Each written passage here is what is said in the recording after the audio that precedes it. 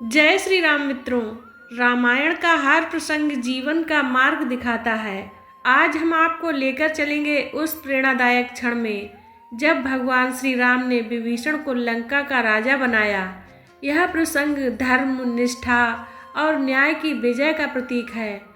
तो आइए इस कथा के माध्यम से सीखें कि कैसे सत्य और धर्म के मार्ग पर चलकर हर बाधा को पार किया जा सकता है। वीडियो को अंत तक देखें और रामायण की इस अद्भुत यात्रा में हमारे साथ जुड़ें। सचिव हित प्रिय नृप प्रिय बानी, सबके मीत राम रघुरानी। भगवान श्री राम ने विभीषण को लंका का राजा घोषित कर उनके प्रति अपनी मित्रता और न्याय का आदर्श प्रस्तुत किया।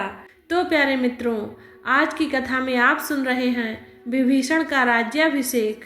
अपने समस्त सीता को विनय पूर्वक नतमस्तक खड़ा देख भगवान श्री रामचंद्र जी बोले, हे भद्रे, रावण से तुम्हें मुक्त करके मैंने स्वयं के ऊपर लगे कलंक को धो डाला है।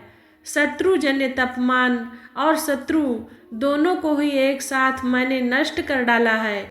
इस समय अपनी प्रतिज्ञा को पूरी करके मैं उसके भार से मुक्त हो गया हूँ। युद्ध का ये परिश्रम मैंने तुम्हें पाने के लिए नहीं किया है, बल्कि यह केवल सदाचार की रक्षा और फैले हुए अपवाद का निवारण करने के लिए किया गया है। तुम्हारे चरित्र में संदेह का अवसर उपस्थित है, इसीलिए आज तुम मुझे अत्यंत अप्रिय जान पड़ रही हो। अतः हे जनक कुमारी, मैं तुम्हें अनुमति प्रदान करता हूँ कि तुम्हारी जहाँ इच्छा हो चली जाओ। रावण तुम्हें अपनी गोद में उठा कर ले गया और तुम पर अपनी दूषित दृष्टि डाल चुका है। ऐसी दशा में मैं फिर तुम्हें कैसे ग्रहण कर सकता हूँ? मेरा यह निश्चित विचार है। अपने पति के ये वचन सुनकर सीता के नेत्रों से अश्रुधारा बह चली।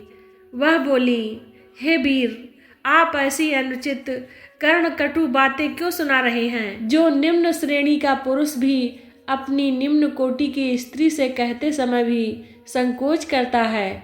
आज आप मुझ पर ही नहीं, समुचित स्त्री जाति के चरित्र पर संदेह कर रहे हैं।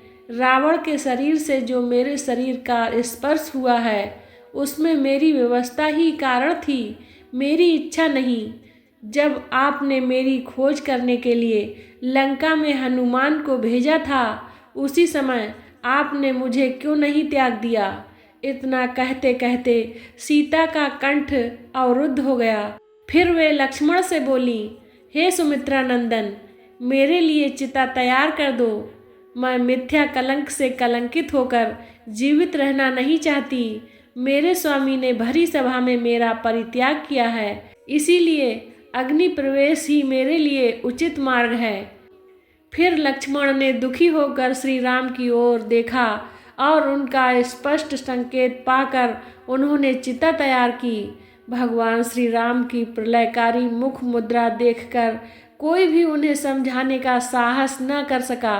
सीता ने चिता की परिक्रमा करके राम और देवताओं तथा ब्राह्मणों को प्रणाम करके यह कहते हुए चिता में प्रवेश किया कि यदि मेरा हृदय कभी भी एक क्षण के लिए भी श्री रघुनाथ जी से दूर न हुआ हो, तो संपूर्ण संसार के साक्षी अग्निदेव मेरी रक्षा करें।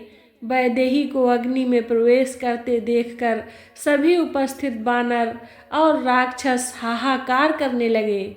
तभी ब्रह्मास्यो, इंद्र, वरुण सहित सभी देवताओं ने भगवान श्री राम के पास आकर कहा, हे श्री राम, आप ज्ञानियों में श्रेष्ठ हैं, फिर इस समय आग में गिरी हुई सीता के उपेक्षा कैसे कर सकते हैं? आज आप यह साधारण अज्ञानी मनुष्यों जैसा आचरण क्यों कर रहे हैं?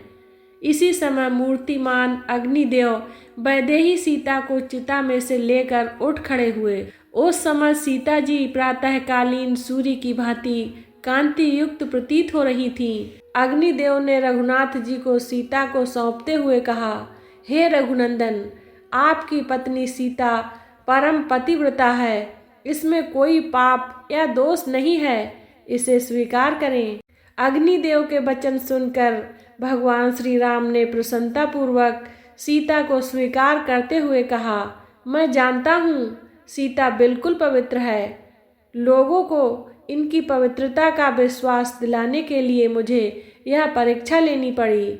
आप सब लोग मेरे हितैषी हैं, इसीलिए कष्ट उठाकर इस समय यहाँ पधारे हैं। राम के वचन सुनकर महादेव जी बोले, हे श्री राम, दुष्ट दलन का कार्य संपन्न हुआ। अब आपको शीघ्र अयोध्या लौटकर माताओं, भरत, पुरवासियों आदि की व्याकुल परीक्षा की घड़ियों को समाप्त करना चाहिए। देखो, सामने आपके पिता दशरथ जी विमान में विराजमान हैं। महादेव जी की यह बात सुनकर लक्ष्मण सहित रामचंद्र जी ने विमान में अपने पिता को बैठा देखकर उन्हें सादर प्रणाम किया। महाराज दशरथ ने उन्हें आशीर्वाद देकर स्वर्ग को प्रस्थान किया। दशरथ के विदा होने पर देवराज इंद्र ने कहा, हे रघुनाथ, तुमने राक्षसों का संहार करके आज देवताओं को निर्भय कर दिया है, इसीलिए मैं तुमसे बहुत प्रसन्न हूँ। तुम जो चाहो वह वरदान मुझसे मांग लो। इंद्र को प्रसन्न देखकर भगवान श्री रामचंद्र जी बोले, हे देवराज, यदि आप मुझ पर प्रसन्न हैं तो मेरी प्रार्थना है कि मेरे लिए पराक्रम करते हुए वानरादि जो वीर यमलोक को चले गए हैं, उन्हें नवजीवन प्रदान कर पुनः जीवित कर दें और वे पूर्णतया स्वस्थ होकर मुझसे मिलें। इंद्र ने प्रसन्नता पूर्वक श्री राम की इच्छा पूरी कर दी। तो प्यारे मित्रों, आज की कथा को यहीं पर विराम देते हैं। अब आइए कुछ अनमोल वचनों को सुनते हैं। जिनके असीमति सहज नाई, ते मनुज कुमति करही पटुआई। श्री राम ने विभीषण को राज्याभिषेक के समय यह सिखाया कि सहर्ष धर्म को अपनाना ही श्रेष्ठ है। अधमाधम सब लंक नरेसा, सखा तब नीति धर्म मैलेसा। विभीषण को श्री राम ने समझाया कि राजा को सदैव नीति और धर्म के मार्ग पर चलना चाहिए। लंका दाही सिंधु जल भयऊ, राम कृपा ते विभीषण लयऊ। श्री राम की कृपा से विभीषण को लंका का राज्य प्राप्त हुआ, जो उनकी सच्चाई और निष्ठा का परिणाम था। सुनहु सखा निज सचिव बुलाई, नीति न्याय जति ममता छाई। श्री राम ने विभीषण को सिखाया कि राजा को न्याय और नीति के मार्ग पर चलना चाहिए, न कि ममता और मोह में फंसना चाहिए। तो प्यारे मित्रों, सत्य और धर्म के मार्ग पर चलने वाला व्यक्ति सदा विजय प्राप्त करता है। नेतृत्व का आधार न्याय और निष्ठा होना चाहिए, न कि अहंकार और लोभ। सच्चाई और ईमानदारी से किए गए कार्य का फल देर से लेकिन निश्चित रूप से मिलता है। शक्ति का सही उपयोग तब होता है जब वह धर्म और समाज के कल्याण के लिए हो। तो दोस्तों, रामायण का यह प्रसंग हमें सिखाता है कि धर्म, निष्ठा और न्याय का पालन करने से ही सच्ची विजय प्राप्त होती है। विभीषण का राज्याभिषेक केवल एक कथा नहीं, बल्कि जीवन जीने का मार्ग है। अगर आपको यह वीडियो अच्छा लगा हो तो इसे लाइक और शेयर करें और डिवाइन प्लेस चैनल को सब्सक्राइब करें। कमेंट में हमें बताएं कि आपको रामायण के कौन से प्रसंग सबसे ज़्यादा प्रेरणादायक लगते हैं। तो मित्रों, मिलते हैं अगली वीडियो में। तब तक के लिए जय श्री राम।